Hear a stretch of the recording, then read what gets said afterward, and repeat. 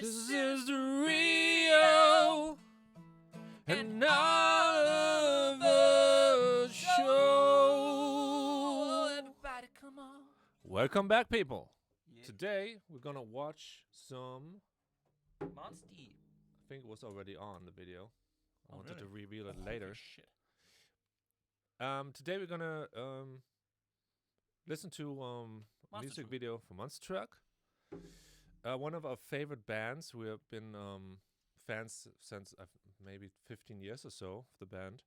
So it always was in the back of our heads when we wrote our own albums. Maybe not that long.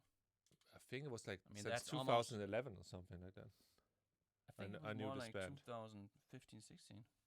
Yeah, maybe. That's at least 10 years. Let's Yeah. agree on that. And yeah, it's an inspiring band for us because it has a really similar setup to us. It has an Hammond organ and hard rock guitars. Mhm. So let's just start with One the- guitar player, one bass player who is also the singer, drummer, and an organ or key player. Exactly. That's why we liked it so much. And So- it's like our kind of jam. Yeah. So just listen. Oh, It has exactly the same instrumentation as WolveSpirit, but the lineup's still a bit different because our singer is just a singer, and then we need another bass player. Yeah, exactly.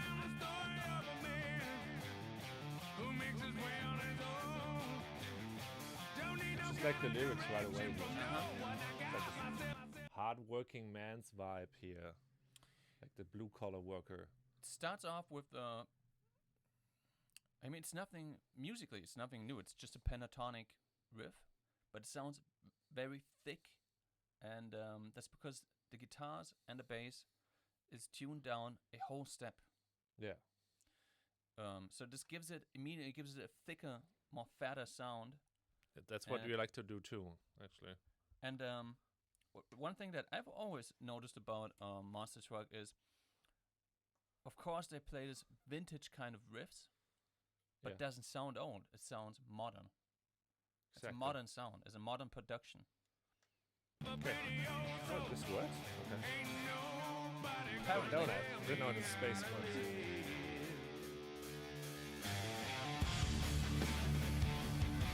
Music just got a little bit louder there. Did you notice? Yeah.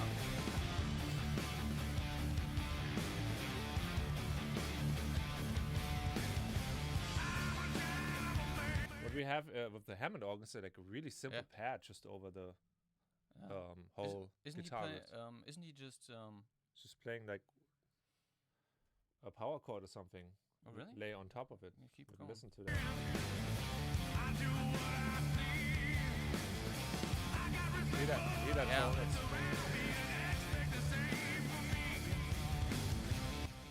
It's really hard to hear, but I would guess that he's still that line, the bam. I think he's still playing that. Bass and guitar, what you call unisono. So Mhm. it's one. They It's play like- the same, like Yeah. si- It's like there's almost these two different kind of schools. One is the AC/DC kind of thing where you have like a boom boom bass that's or like that. just that underlying bass, and then you have guitar riffs on top of that.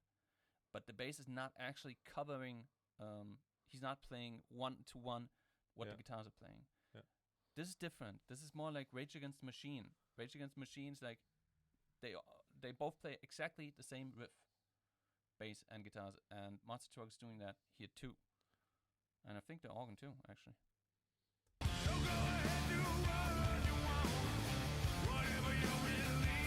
All I'm hearing from the organ is that Yeah, you're right.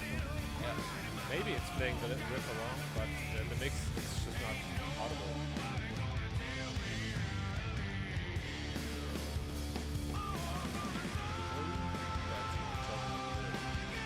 It's a really cool setup there.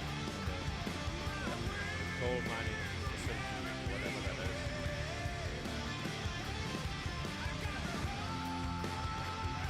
I love the backing vocals. Just blend very well with the.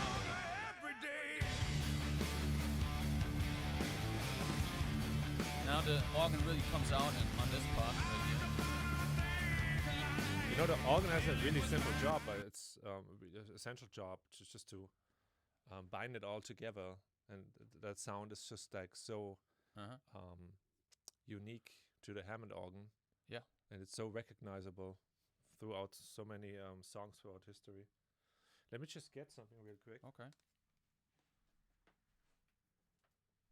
Just want to tell you guys we also have a merchandise. This is our Change the World special edition box. It's a limited box.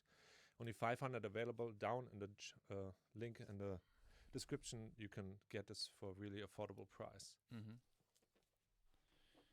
And it's a similar kind of music as what you're hearing here with Monster Truck. Yeah, just check out the music if you like. Yeah. Okay, let's continue.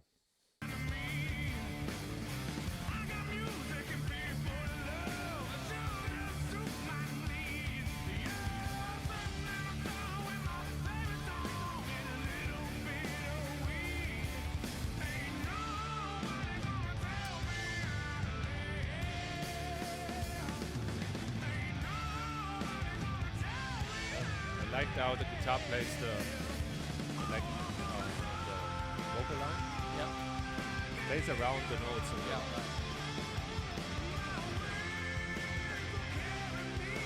Right here. This is a pretty cool musical setup as well, because this is like the pre-chorus, right? But Exactly, it also feels like this could be the chorus. Mm-hmm. And he's playing, let's say on the first two bars he's playing the chords, and the vocal is doing his thing, and then there's this gap, and inside this gap the guitar player is doing some lead lines. Yeah. Just to fill up that empty space.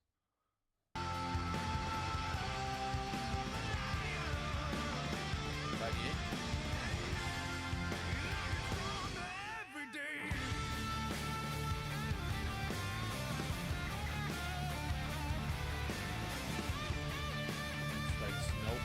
Was that on purpose, or do you think they just like it's a happy accident?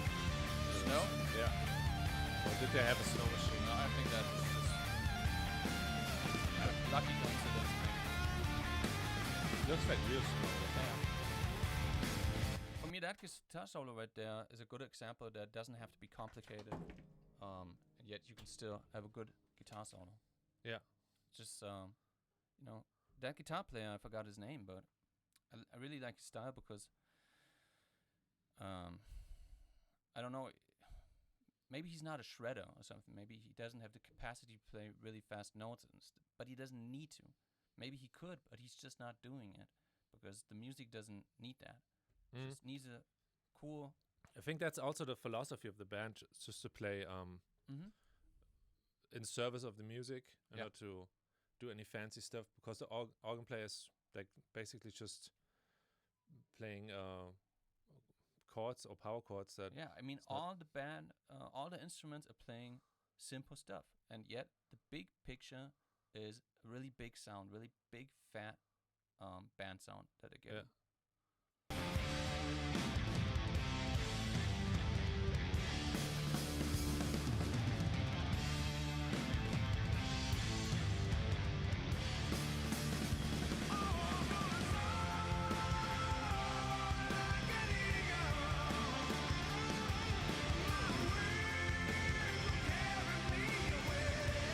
Do you think they knew that's going to be a hit, the song? Yeah, I think you can feel something like that.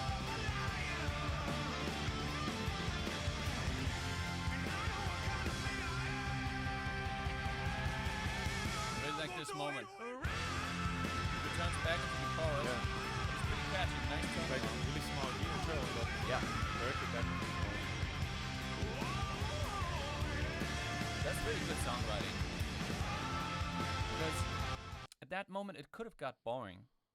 Just that's the dangerous thing when you keep repeating a part chorus, again and again. Doesn't matter if it could be the chorus, It's could be mostly the chorus. Yeah. Like a really nice trick they often like to do is just to notch it up like one tone. Yes, right. Just any change that you can make is going to make it exciting again. Yeah. And the tricky thing is not to make it sound like you wanted that change to happen. Yeah. As a songwriter, you want to make that that little adjustment, and it has to sound natural. It has to sound like just the song just kept on rolling. Like it was always supposed to be this way, you know. It's just seamless. If you just listen to the song and you're not analyzing or anything, you're not even supposed to notice. Yeah.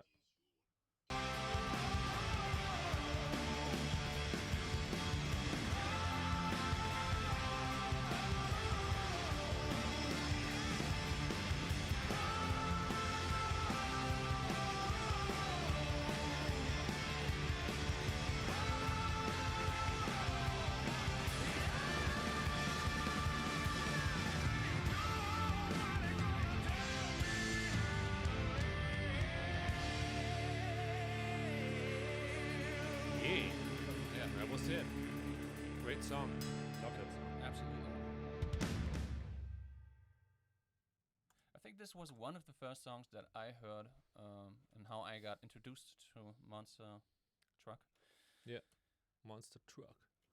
They've been around a long time, since 2005. They've had their first debut album. I think they're Canadians. Yeah. And I like them. Yeah. They have slowed down a bit the last years. Well, they what I noticed, I kind of stopped like actively looking for their stuff the last couple of years, but I did turn on Spotify and just checked on their last albums and their last releases, and I noticed that they kind of got away from that heavy blues kind of sound and got more into a pop sound. At least that's how I perceived it. And they have not like released any music since 5 years or so, or maybe a single or something like that. I remember. Okay. I didn't even notice that. Like there's But are they busy touring? Maybe they have other projects. I don't know. Maybe, yeah. I have not checked on that. You know, the thing is, even if you're a band like that, I guess they have like 200,000 followers on Spotify or something like that. I'm just guessing. It's hard to make money for them. Even then, it's hard to make a living from that. I mean, you're gonna make some money, obviously, but isn't it enough to make a living just from that project? Like for four people or so. Yeah, exactly. 5 people plus. What people don't realize is that there's a lot more people that want to get paid that are also involved in this. Yeah. There's the label, there's the distribution. When you go live, you have a live manager, you have a booking agent. Maybe you're gonna have a crew who wants to have you're gonna at least have when you go on tour, you have to pay a lot of money. Yeah, the minimum that you're gonna have is one sound guy. That's the absolute minimum.